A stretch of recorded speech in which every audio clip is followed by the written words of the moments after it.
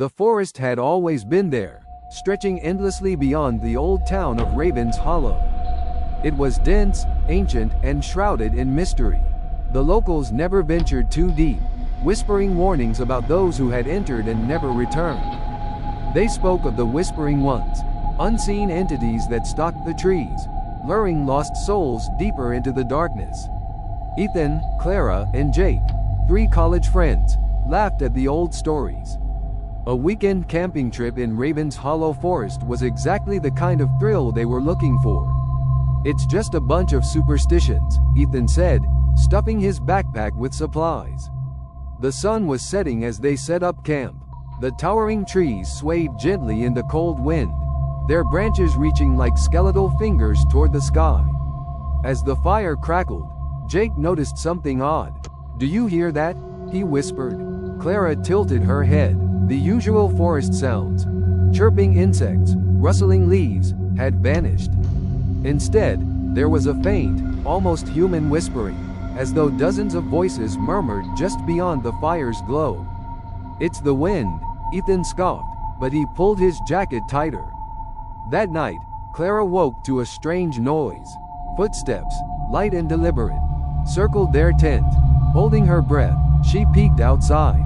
The fire had burned down to embers, casting eerie shadows across the trees. And then she saw them. Figures stood just beyond the clearing. Pale, emaciated things with hollow eyes and gaping mouths. Their skin stretched impossibly thin over jagged bones. They swayed in unison, whispering words she couldn't understand. She gasped, stumbling back, and the figures turned toward her all at once. "Clara, what is it?" Jake's voice snapped her out of her trance. She turned to wake him, but when she looked back, the figures were gone. Only the rustling of leaves remained. By morning, Clara convinced herself it had been a dream. But as they packed up, Ethan froze. "Guys," he said, voice shaking. There were footprints around their camp, hundreds of them. But they weren't normal. Each print had elongated toes, twisted at unnatural angles, as if they had been walking backward. Panic set in. They decided to leave immediately, but no matter which direction they went, the trees seemed endless, the path winding in circles. The whispering returned, growing louder. "Turn back," a voice rasped from the trees. "You don't belong here." Jake screamed as something cold brushed his neck. They ran blindly, lungs burning, until they stumbled into a small clearing with an old, rotting cabin. "We can hide in there," Ethan shouted, but Clara stopped, eyes wide with horror. The cabin door was slightly open, revealing the inside. The walls were covered in deep scratch marks, and in the center of the floor lay a pile of bones. Some were old and brittle, others were fresh. The whispering grew deafening.